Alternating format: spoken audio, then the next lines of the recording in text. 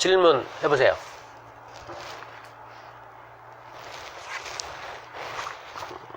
저는 우선 예. 다시 책을 보면서 단순히 느낌은 하나, 저희가 예를 들어 음식에 비유하자면 오미자가 좋은데 오미자의 효능은 만능인 것처럼 표현하는 것처럼 읽는다라는 아까 소장님께서 처음에 얘기했듯이 너무 만능인 것처럼 벌려놓은 것에 대한 불편함이 있었고요. 그러면서 왜 불편했을까를 느꼈을 때 저는 비판적 사고력 이런 부분이 발생이 되는 부분에 대해서 계속 고민이 되더라고요. 책을 읽으면 공감할 수 있는 능력이 생기고 비판적 사고까지 간다라는 부분에서 제가 걸렸던 부분은, 제가 생각하는 비판적 사고력은 물론 책을 통해서도 이게 발현될 수 있겠지만 기본적인 삶에서의 태도에서 더 주변 환경적인 요인에서 그게 더 영향이 더 큰 게 아닌가라는 생각을 했었거든요. 예를 들어 지금 학교에서 일방적으로 지식을 주입하고 현재 부모의 양육 태도가 내 말에 따르라고 하는 그 아이 삶의 태도에서 단순히 책을 깊게 읽는다고 해서 책에서 그런 비판적 사고를 얻을 수 있을까? 약간 이런 부분에 고민도 있었고요. 그리고 제가 아이들한테 너무 많은 책을 익히는 것 또한 문제가 아닌가. 너무 많은 시간은 별로 없는데 책을 너무 많이 읽으면 그 책에 대해 생각할 시간이 없잖아요.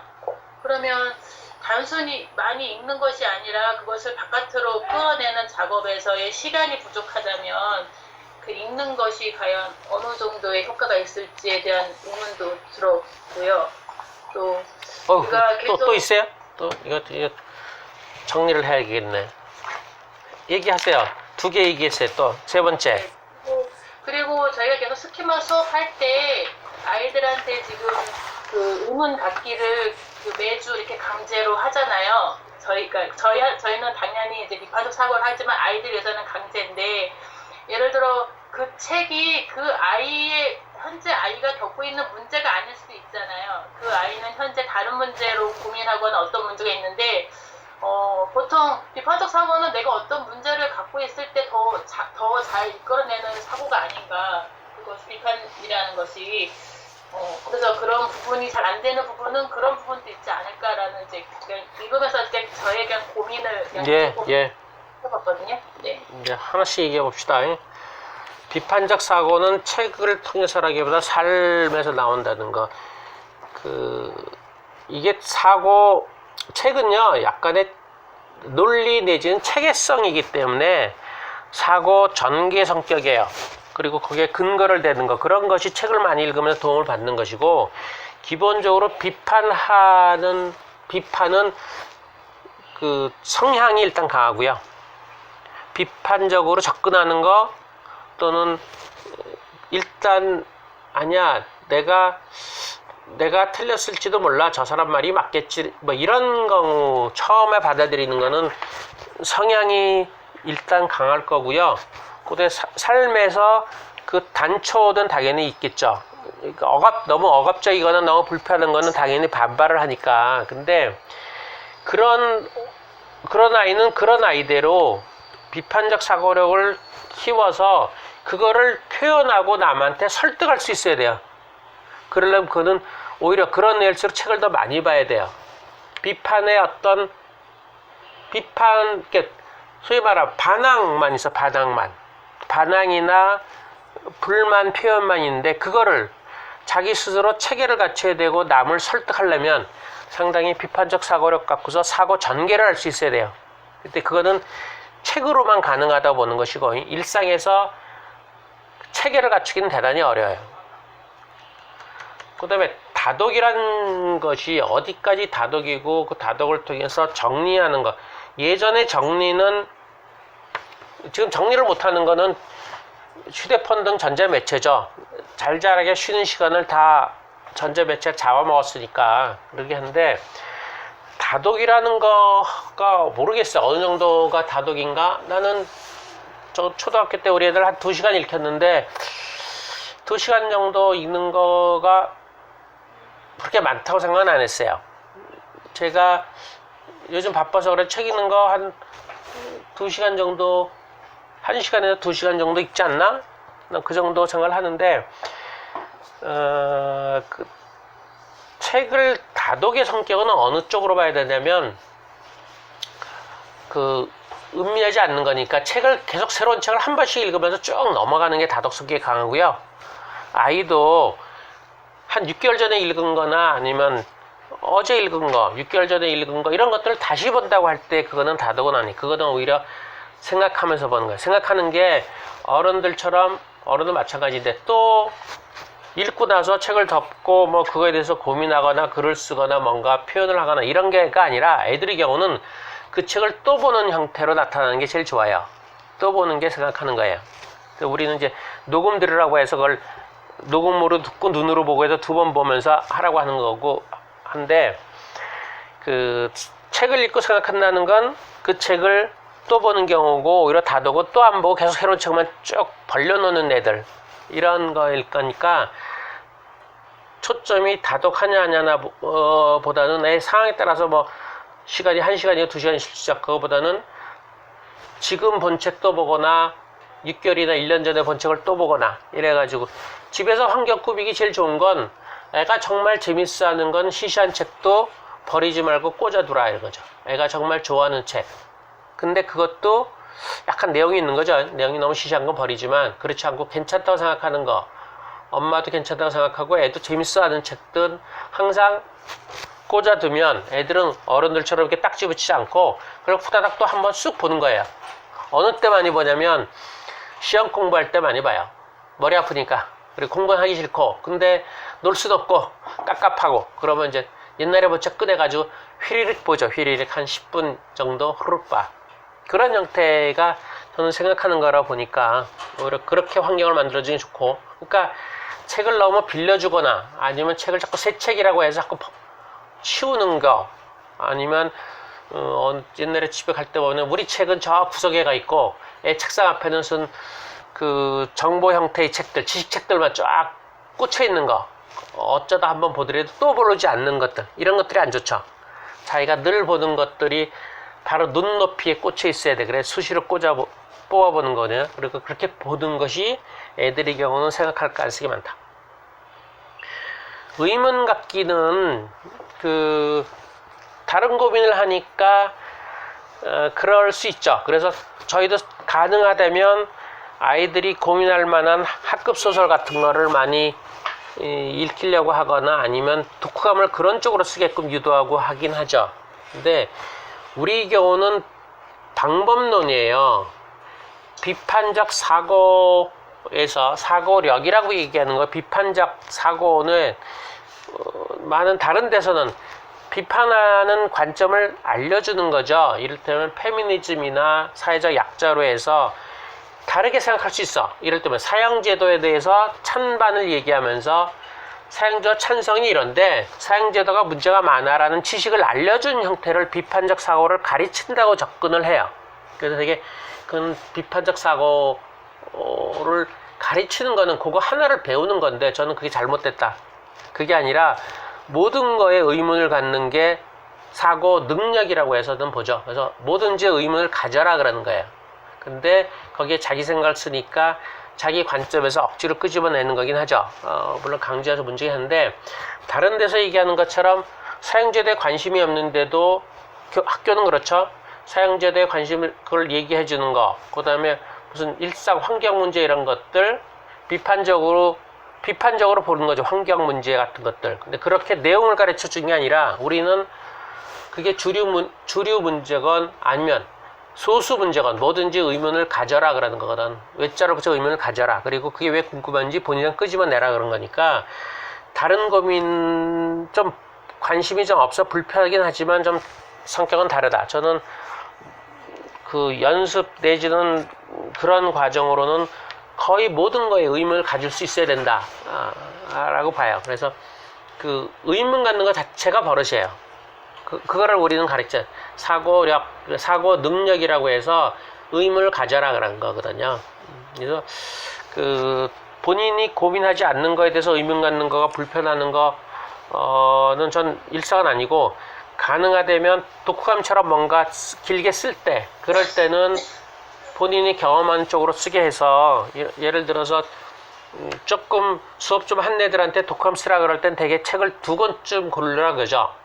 내가 지정할 수는 없으니까 애가 2권을 고르라 그러고 가급적이면 그 중에서 좀 더 애의 삶하고 가까운 거 그쪽을 내가 너 이쪽을 써 그렇게 이제 애가 고른 것 중에서 이제 옛날 얘기는 안 된다고 치고 애가 판타지라든가 그 다음에 생활동화를 골랐다거나 뭐 동물동화 이렇게 골랐다거나 했을 때 아쉽더라도 하여튼 그 중에 좀 더 애의 삶과 연결되는 걸 하는 거는 그 정도만 얘기하는 거. 거기는 왜냐면 거긴 내용도 들어가니까 그런 의문으로. 그리고 일상에서 그날 수업에서는 저는 의문은 다 가질 수 있다고 보는 건데 거꾸로 우리 애들이 이렇게 높은 단계 낮은 단계 또 달라요. 낮은 단계 애들이 그때 얘기했죠. 왕이 죽었다 그래서 왕비도 죽었다 이러면 낮은 단계는 의문을 못 갖는 거고요. 왕이 죽었다 왕비도 죽었다 이렇게 그 영광을 빼야지만 왕이 죽었는데 왕비가 왜 죽어? 이렇게 바로 왜 튀어나오는데 왕이 죽었다 슬퍼서 왕비도 죽었다 그러면 그러네 뭐 그럴 수 있지 뭐 그거 넘어가는 거거든요. 똑같아. 낮은 단계 애들은 자기랑 너무 가까운 이야기를 할 때 의문 갖는 걸 대단히 부담스러워할 수도 있어요. 그러니까 부모 관계에는 낮은 단계는 부모를 비판 못해요. 로알드 달 같이 명백히 어른이 잘못하는 경우 나오는 건 비판을 해. 근데 그거 말고 일반 생활 동화에서 어른이 좀 잘못하긴 했어도 그거를 비판하려면 좀 부담스러울 거다. 그래서 자기 오히려 연습은 조금 판타지가 조금 떨어지는 것이 오히려 맞을 수도 있어요. 높은 단계 당연히 자기랑 동화랑 자기 삶을 분리시키니까 동화에 나오는 부모를 비판한다고 해서 그리고 그 비판이 부모를 인격으로 비판하는 게 아니라 부모의 행동을 비판하는 거니까 얼마든지 가능한데 낮은 단계는 인격으로 비판하는 데다가 그 부모하고 우리 부모하고 구별이 안 되면 대대 불편하거든요. 그러면 의문 못 갖게 돼요. 그러니까 또 완전히 자기 삶하고 연결되는 게 좋은가? 꼭 그렇지도 않은 부분이 있어요. 이건 좀 더 생각해 봐야 된다. 하여튼 질문 아주 좋으네요. 질문 때문에 강의가 살아났네. 내용이 좀 있는 것. 고맙습니다. 또 질문하세요. 다른 분.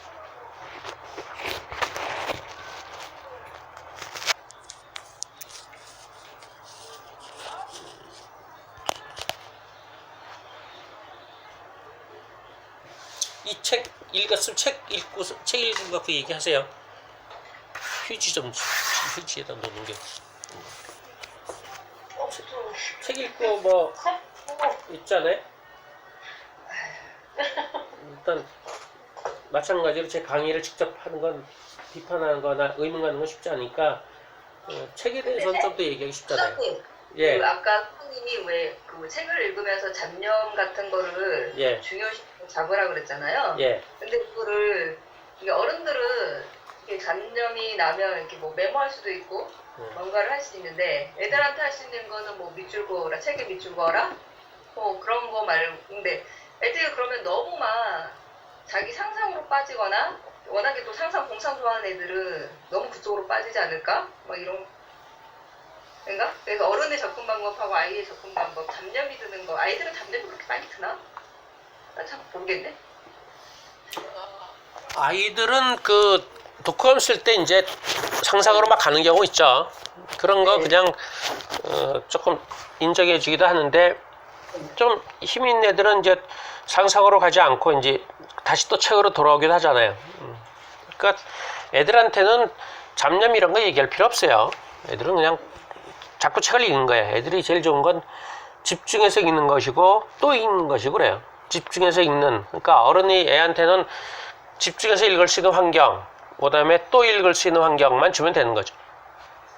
생각을 하고 이거는 좀 더 다른 형태일 거예요.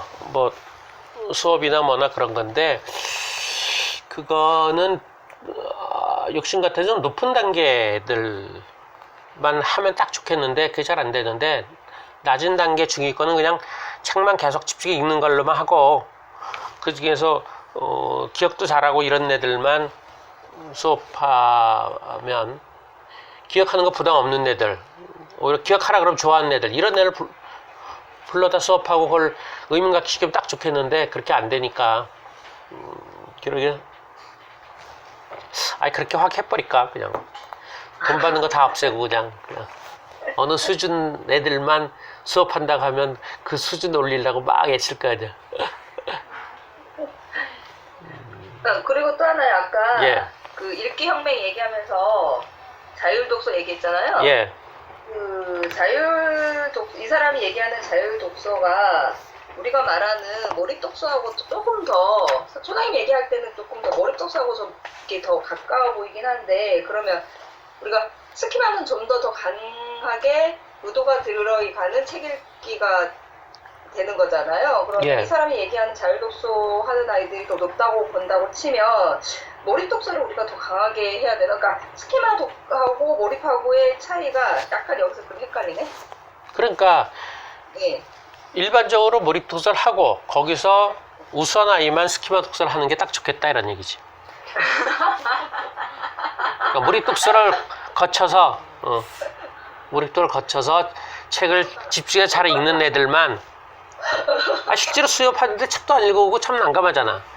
발표하라 그러면 기억 못하겠다 그러고 이런 애들은 사실 수업보단 그냥 책 읽는 게 낫거든. 그냥 읽는 게 난데 엄마들은 자꾸 수업을 원하는 거니까, 이게 지금 사교육의 성격으로 타협을 해서 그렇죠. 내가 타협을 안 하고 그냥 그렇다 정부 돈 받기 싫으니까 참 이게 공공으로 안 되는데, 내가 돈이 많으면 그냥 하면 딱 좋지 뭐. 그런데 사교육 성격이라 그렇게 하는 건데, 제일 좋기는, 옛날엔 정말 책을 읽었잖아. 옛날에는 이를테면 200쪽짜리를 2번, 3번 읽었다고. 그러면 한 권인데 아무리 빨라도 1권 반, 1시간 반 정도 걸린다면 2번 읽어도 3시간, 2권이면 6시간이야. 그러니까 날마다 1시간 정도는 최소 읽었다고 전제를 한 상태에서 수업을 2시간 한 거란 말이야. 일주일에 2시간. 그러니까 6시간 읽고 수업 2시간 하면 말 돼요. 근데 지금은 읽는 시간이 일주일 동안에 1시간도 안 된 상태로 2시간 수업을 하는 거거든. 그런 애들이 많거든. 그거는 사실 의미가 없는데, 그거를 어쩌지를 못하는 게, 그래서 우리가 몰입독서 시작도 했고 그러게 하는데, 그것이 전체로 보면 그런 성격이지만 개별 애들로 보면 어떤 애들은 책도 안 읽고 여전히 수업을 하는 거니까, 그걸 어떻게 할지 못하는 거지 뭐. 아쉬운 거예요.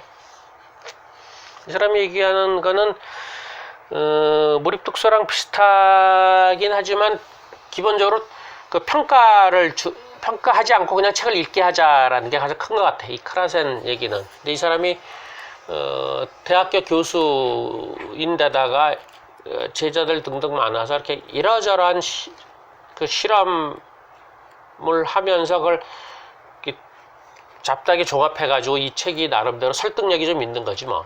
이 사람의 목차만 보면 이 사람이 강조하는 걸 알 수 있는데, 이 사람의 목차가 책 읽는 아이로 키우는 특별한 방법. 그래서 이 목차에 번호는 없는데 기본적으로 이 위에 게 제일 중요하다고 보시면 되죠. 그래서 맨 중요한 거, 책이 가까이 있어야 한다. 집에 책이 많거나 학급 문고가 충실하거나 학교 도서관이 괜찮다, 뭐 이런 것들이에요. 그 다음에 두 번째, 책을 읽게 만드는 환경은 따로 있다. 그래서 책을 읽게 만드는 환경에 신경을 쓰는 거. 그 다음에 소리 내서 책을 읽어주면 더 많이 읽는다. 그 다음에 첫 키스 같은 한 권의 책을 만나게 해주자. 아이들의 독서 욕구를 자극하는, 이건 약간 자극적인 책이어서 좀 그러긴 해요. 근데 우리도 약간 타협점으로 우리도 하죠. 이를테면 주로 처음에 권하는 것이 로알드 달이고, 요즘은 데이비드 윌리엄스 같은 걸 하니까, 그다음에 뭐 건방지 시리즈 이런 거 하죠. 그게 상당히 강한 충격으로 애들한테 들어오니까. 그다음에 다섯 번째가 아이들은 다른 사람이 책 읽는 모습을 보면 더 많이 읽는다. 이 다른 사람이 누군지는 뚜렷하게 안 나. 어른들 주로 얘기하는 것 같은데, 우리 경우는 이제 선배들 얘기를 하는 거죠. 선배들 얘기는. 그다음에 책 읽을 시간을 주면 스스로 읽는다. 이런 것들이야. 이런 것들을 우리 다 신경 써서 하는 거죠. 그러니까 많이 비슷하긴 하고 볼 필요는 있어요. 근데 이게 영어 쪽으로만 우리나라한테는 많이 간 것 같아. 영어과 교수들이 하기도 했을 뿐더러 이 사람이 추천사도 홍현주 쑥쑥닷컴 영어교육 연구소장이 추천사 있고 번역자도 영어 교육과 교수고 참 신기해요. 우리나라 국어과 교수들은 왜 이걸 신경 안 쓰지? 참, 나 너무 이해가 안 가.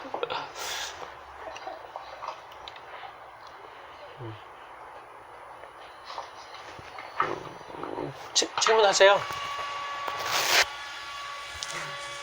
저는 아까 독후감 얘기하셨을 때 독후감 느낌이 아니고 내 생각이 들었으면 어떤 해석이나 판단이 될 텐데 그게 결국 자기 기준을 드러내는 거고 그 아이들이 그 자기 기준을 드러나는 것 자체를 혹시 꺼리지는 않는가라는 이게 좀 궁금했고요. 그리고 그런 독후감을 아이들이 만약에 친구 독후감을 본다면 보고 검열을 할 것 같은 생각이 드는 거죠. 내 기준이 저의 기준과 달랐을 때, 판단이 달랐을 때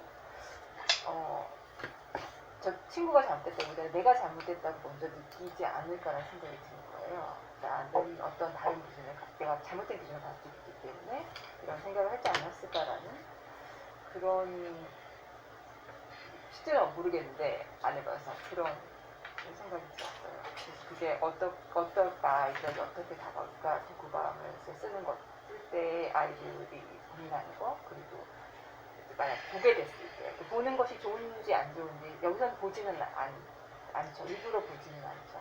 본들이 나왔을 때 이제 아는 친구 이름이 있으면 찾아보더라고요. 저희 애들 그냥 다 보지는 않고 그 아는 친구 있으면은 보고 뭔가 그리고 생각을 하더라고요. 자기는 내가 더 잘 썼나, 자기는 누가 더 잘 썼나, 아니면 어른들 눈에 누가 더 잘 쓴 것처럼 보이나 그 생각을 하는 것 같아요. 아이들의 기준이기 때문에. 그래서 그런 생각을 하는 건 별로 안 좋을 것 같은데 얘 개인에게 있어서는 그런 게 어떻게 영향을 미칠까라는 고민이 들었어요. 그 아이들이 꺼리는 건 맞아요. 뭔지 몰라도 자기 표현하는 거를 힘들어하거나 불편해해요. 그래서 우리가 빨리 쓰게 시키는 거는 사실 그런 내부 검열 무시하고 하라고 하는 거거든요. 빨리 되게 글을 못 쓰는 거 상당수는 다 내부 검열이에요. 내부 검열. 겉으로 드러나는 뭐 맞춤법 띄어쓰기도 있지만 내용상으로 약간 이 글을 써서 도덕적으로나 뭐 독해 측면이나 해서 뭐 한 소리 듣지 않을까 이런 것 때문에 그런 거라서 일단 쓰는 순간에도 당연히 안 읽고요. 그다음에 그걸 그대로 컴퓨터로 쳐주는 것 자체는 통째로 인정해 주는 성격이야. 애들의 경우 일기도 마찬가지. 이러면 애들이 쓴 걸 갖고서 쭉 읽다가 이런 부분이 좋아 그렇게 얘기하면 선생이 지지해 주는 걸로 생각하는데 저는 전혀 그렇지 않다. 그건 잘난 애들이나 그렇지. 어느 한 부분이 좋아 그러면은 이게 왜 좋지? 다른 건 왜 안 좋지? 기준이 뭐지? 이렇게 들어가거든요. 그러면 그 다음부터 그걸 찾느라고 정신이 없어요. 그래서 저는 될 수 있는 대로 고치지 말고 통째로 컴퓨터를 쳐주면 통째로 인정해줘요. 통째로. 아무 말 안 해도 처음에 애들 중에서 이런 데도 있으세요. 이거 치는데 얼마나 걸려요? 그래. 그래서 30분 걸려. 그럼 와 그래 와. 내 글을 갖고 선생님이 30분 동안 뭘 한 거잖아. 그건 대단한 인정이거든요. 선생님들이 쑥 읽고 잘했어요라는 거 이런 거는 1, 2분, 5분이 안 넘어요. 그 다음에 이제 뭐 빨간 글씨로 써주는 거 있죠. 그건 한 5분에서 10분 정도 말도 생각해야 되니까 그러는데 난 그런 것보다 그냥 그대로 쳐주는 거. 그래서 시간이 30분 걸렸어. 이러면 그건 엄청난 거야, 애한테. 더구나 거기서 구별을 안 했잖아. 뭘 잘 썼고 못 썼고가 아니라 통째로 다 쳐줬잖아, 다. 틀린 것까지 다 쳐주면 통째로 인정해주는. 전 거기서부터 애들이 더 쓸 생각을 한다고 보는 거예요. 애들이 쓴 거를 글씨를 깨끗하게 쓰라고 해서 그걸 읽고 또 쓰라고 할 때 쓰기 좋아하는 별로 없어요. 나중에 불편해요. 그래서 컴퓨터로 쳐주는 건 대단히 여러 가지 의미가 있는데 당연히 친구들하고 비교할까봐 못 읽게 하죠. 저는 선생도 못 읽게 하고요.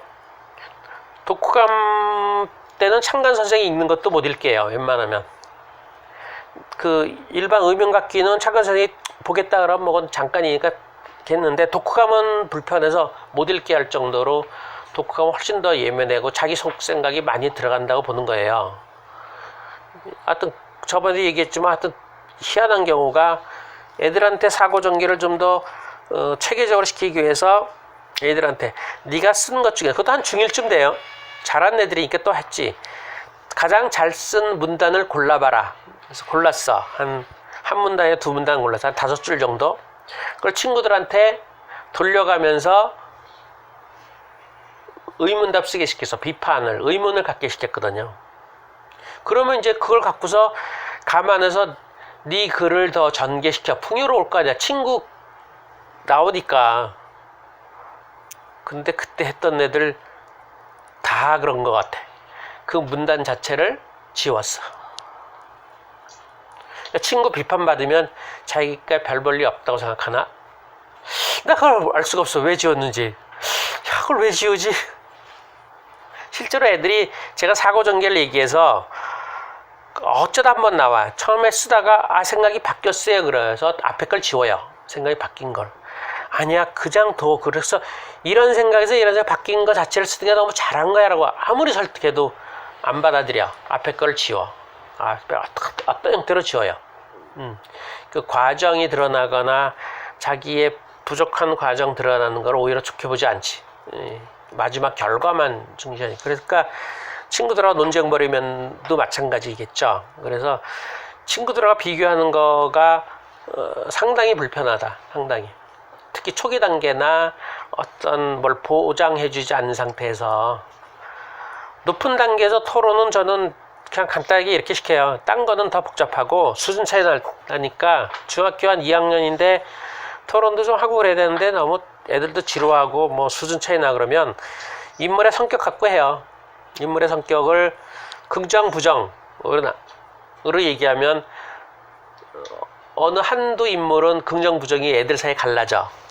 그럼 이제 긍정으로 한 애 부정으로 각각 자기 근거를 책에서 들으라 그러면 이제 물론 그룹 찌는 거죠. 2-3명이 그룹 쪄가지고 그거 막 근거 들으면 가장 편하게 잘한 애 못한 애 차이 없이 할 수 있고요. 잘한 애 못한 애가 있는 상태에서 어떤 내용으로 하게 되면 잘한 애들은 근거를 착착 듣는데 못한 애는 근거를 못 들어. 그래서 차이가 나버려서 토론이 불편해져 뭔가. 근데 성격은 인물의 성격은 대체로 이제 뭐 앞에서 사건 어떻게 사건 어디가 잡으니까 그래서 그건 좀 괜찮았던 것 같다. 억지로 할 때. 그래서 이 차이를 드러내게 하는 거는 수업에서 아주 위험한 거예요. 어떤 형태로건 차이가 안 드러나는 형태여야 되고 정 차이가 드러나는 것 같으면 너의 장점은 뭐고 너의 단점은 뭐고 이렇게 다. 그래서 전 요즘은 안 그런데 옛날 같으면 그리고 선생님한테 그러죠. 4명이 수업을 한다면 머릿속으로 항상 생각하는 게 뭐냐. 이 아이 장점 뭐고 단점 뭐고 그걸 다 해서 한 명한테 얘기해주기 위해서 나는 다른 3명한테 다 얘기해주는 거지. 너의 장점 뭐고 단점 뭐다. 그래서 너의 단점에 내가 초점을 두고 지금 하는 거다. 한 명 때문에 나머지 3명도 다 얘기하는 거고 항상 머릿속에 그거를 정리하고 있어야 된다는 거죠. 그리고 부모를 염두에 두면 너 장점 뭐야? 뭐가 좋아졌어?를 애가 되뇌이게 만들어. 그런 것도 옛날에 했었는데 요즘 안 하는데 그것도 그럴 필요도 있어요. 한 1년쯤 넘어서 실제로 애들이 구별 못하죠. 1년 전을 애들은 알 수가 없으니까. 넌 1년 전에 발표 한 3분 5분 했는데 지금 20분 하고 있거든. 엄청 좋아진 거야. 걔가 이제 그 뭐 내용이 정확하나 이러지 않다면 시간만 얘기하는 거지 뭐 어떡하겠어. 근데 이제 조금 더 괜찮은 애는 너는 낱말이나 이런 이름들이 정확해졌어. 주인공 이름이 아니면 누구는 순서가 분명해졌어. 순서가 더 헷갈렸다가 순서가 책에 나온 순서대로 발표를 해. 이건 좀 또 내용이 있는 거고 그것마도 없는 애들은 그냥 시간만 얘기하는 거지. 넌 한 번에 처음에 3분 5분 하다가 그러니까 좀 신경이 까다로운 애들은 이제 오자마자 글도 쓰게 하는데 왜냐면 비교하기 위해서 그렇게 하는데 요즘 그런 것도 안 하네. 게을러졌나 내가? 그래서 비교는 안 하는 거, 비교는 평가보다 더 위험한 거예요.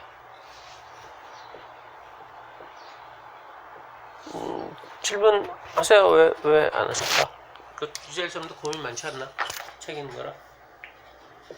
독서 전체에 대해서.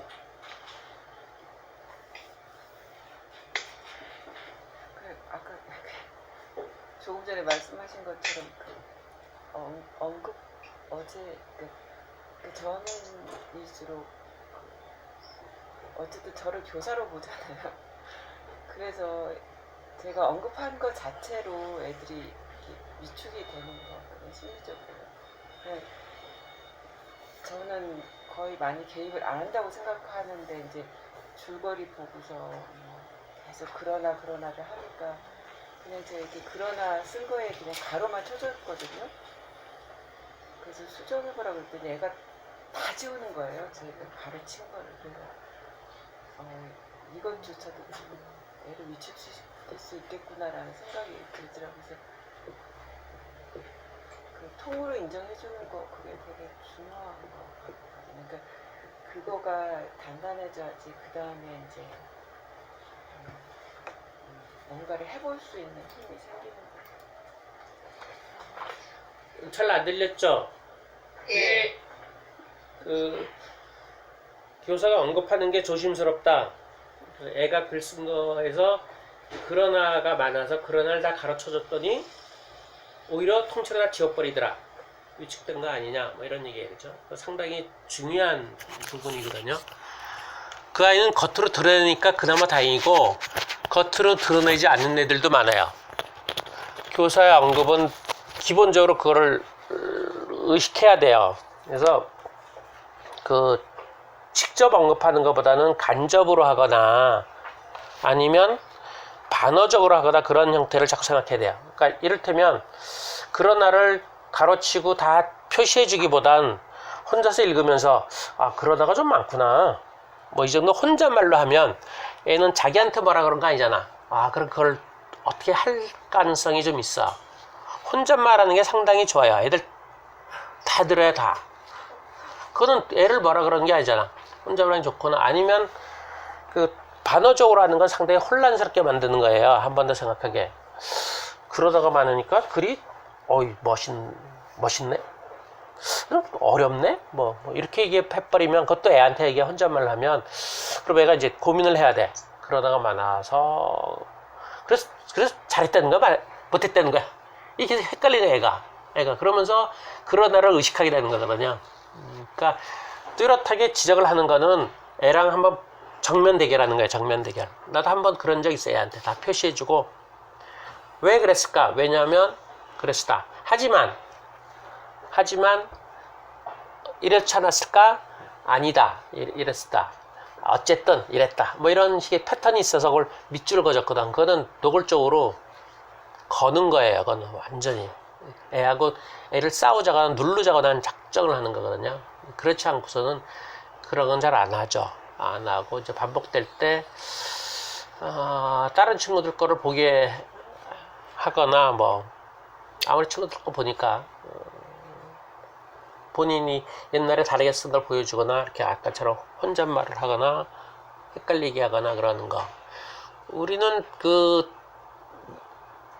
여전히 우리가 평가 안 하고 덜 가르친다고 해도 지금 내가 얘기한 것이 애가 지금 받아들이는 거를 많이 염두에 두거든요.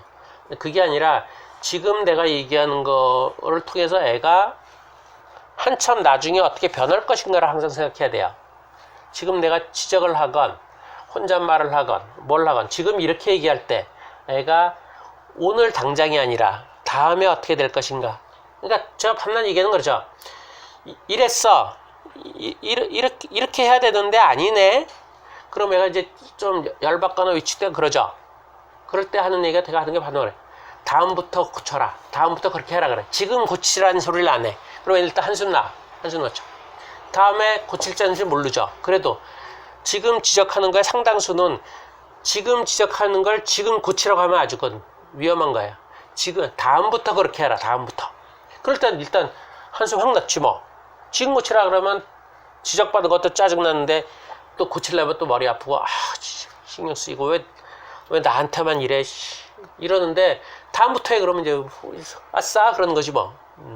그래서 들신대로 뭔가 직접 지적할 때는 지시사항을 다음부터 하라고 하는 게 많고 긴 흐름으로 얘기하기가 자꾸 좋아요. 긴 흐름으로. 지금 그런 애가 많은데 한 6개월이나 1년쯤 지나서는 이게 조금씩 줄어들어야 될 거야. 그래야지 글이 좀 멋있어져.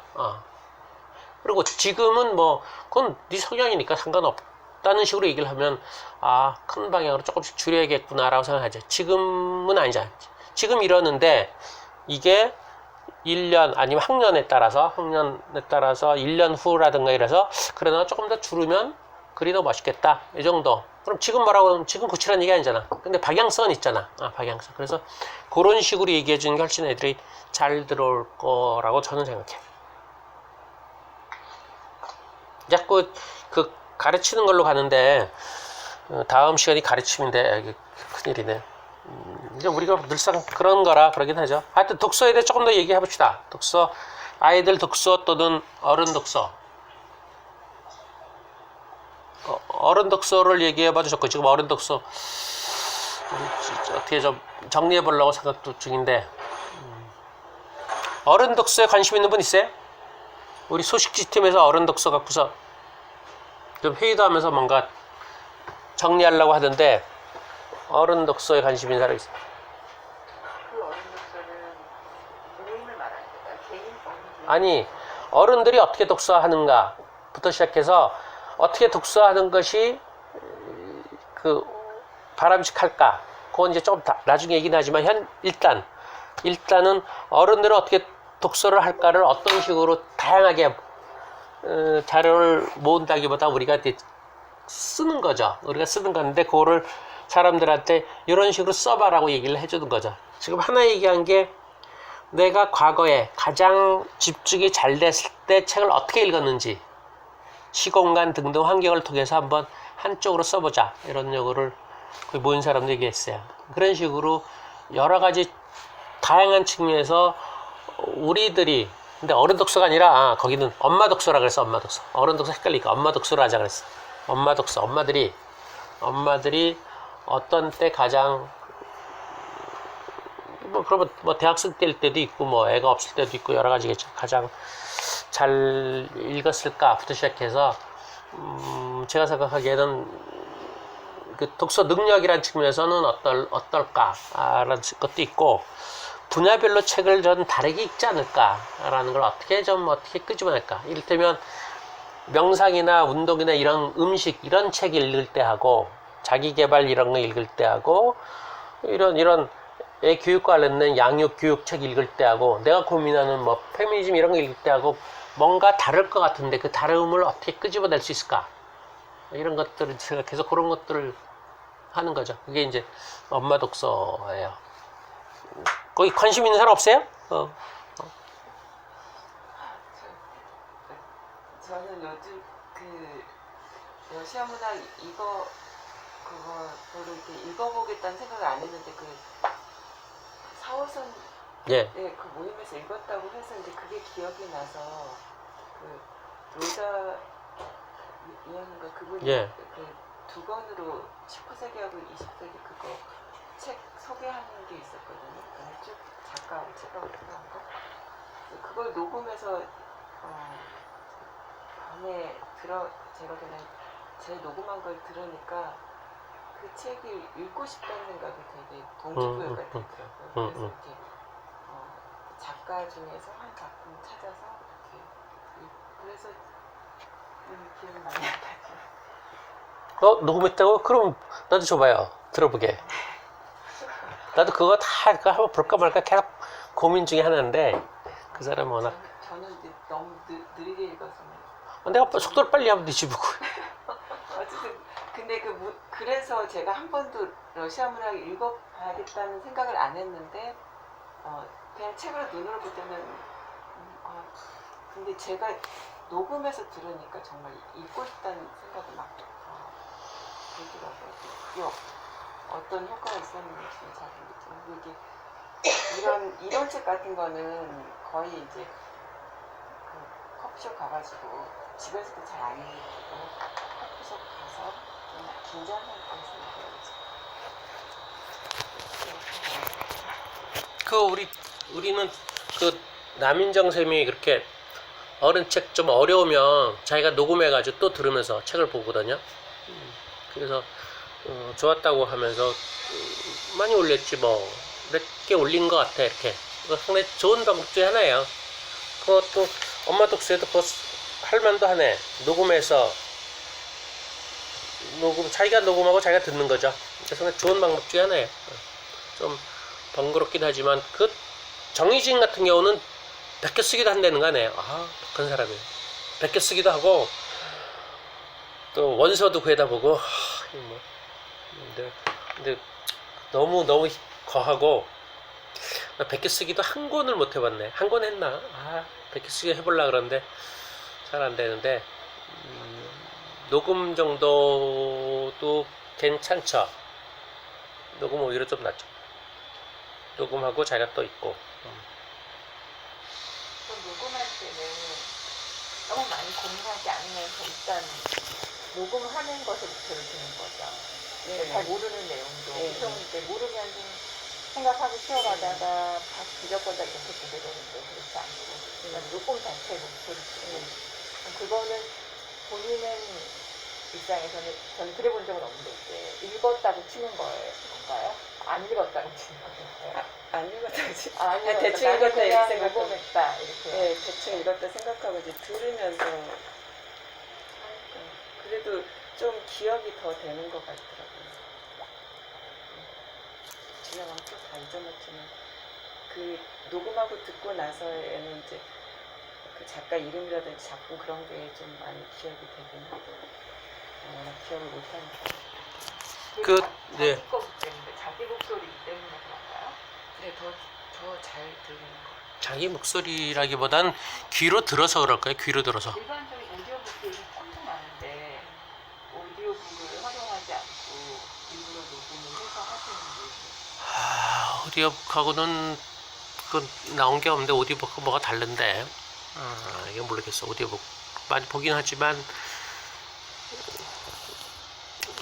이런 거죠. 거기에 대한 그 추상적으로 보면 애정 같은 거나 아니면 절박함 이런 게 좀 없는 거죠. 오디오북도 내가 어떤 모임이라든가 어떤 과제라든가 뭐 뚜렷한 상태에서 그걸 들으면 비슷한 효과가 날 거예요. 근데 많은 경우 그런 식으로 접근을 안 하기 때문에 아마 약간 겉돌 거라고 보는 걸까. 애들의 경우도 오디오북 하지 말라는 거는 그 사람이 읽은 거를 내가 집중해 들을 만한 아무런 동기가 없어요. 그러니까 읽기 능력이 높은 데는 상관이 없는데 낮은 애들은 안 듣는 거거든요. 근데 엄마 목소리나 수업 같은 거 이런 거랑 뭐가 연결되면 그거를 집중해 들어야 된다고 하기 때문에 그러는 거거든요. 그런 식으로 오디오북도 뭔가 동기가 분명해지면 있겠죠. 전 자기 목소리를 귀로 듣는 것 때문에 좋다고 봐요.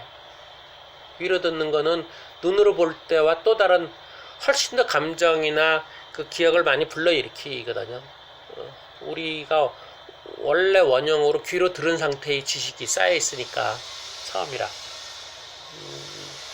저 같은 경우는 내 목소리를 녹음해서 듣는 게 제일 좋아요. 다른 사람 목소리보다 제일 많이 기억이 남고. 본인 목소리가 네. 감정을 더 많이 불러일으키는 것. 그러니까 건조하게 빨리 있는 편인데. 그러니까 내가 뭐냐면 지식이라는 건 예전에 기억혁명, 학습혁명 그 책에 나온 것처럼 내가 지식을 그 나한테 익숙한 걸로 포장하면서 기억을 한다는 거거든요. 익숙해야 돼요. 낯설면 뇌는 단순한 형태로 낯설면은 피하는 것이고 익숙하면 받아들이는 형태거든요. 근데 낯선 목소리를 낯설다고 보면은 당연히 잘 안 들어오는 형태예요. 내 목소리는 그럴 리가 없으니까 그냥 쉽게 들어오는 거죠. 그러니까 그거는 내용보다도 목소리 자체의 친근함 때문에 내용이 잘 들어오는 거예요.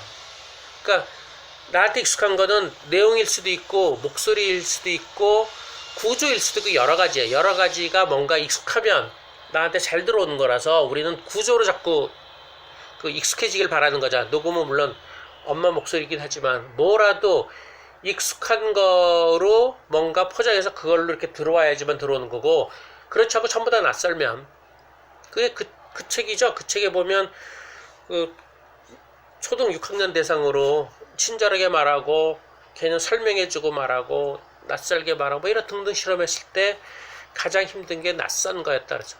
부드럽게 말하는 것보다는, 부드럽지 않게 권위적으로 말하는 거 이런 것보다는 낯설게, 낯선 거의 상당수가 개념이야. 개념들, 어려운 개념들이거든요. 근데 그건 이제 그렇게 물론 번역하긴 했지만, 저는 스키바 구조 마찬가지로 구조건, 그게 목소리건 아니면 내용이건 뭔가 자기한테 익숙한 듯한 거하고 연결시키면서 받아들여야 된다. 그러니까 저는 생판 모르는 분야는 목소리라도 익숙해지면 제일 좋은 거죠. 그러면 훨씬 더 잘 들어져. 그럼 자기가 읽으면 일단 문자로 한번 봤기 때문에 그런 건 아닐까요? 저는 이제 만약에 오디오북을 소설 들을 때 책이 없이 들을 수도 있잖아요.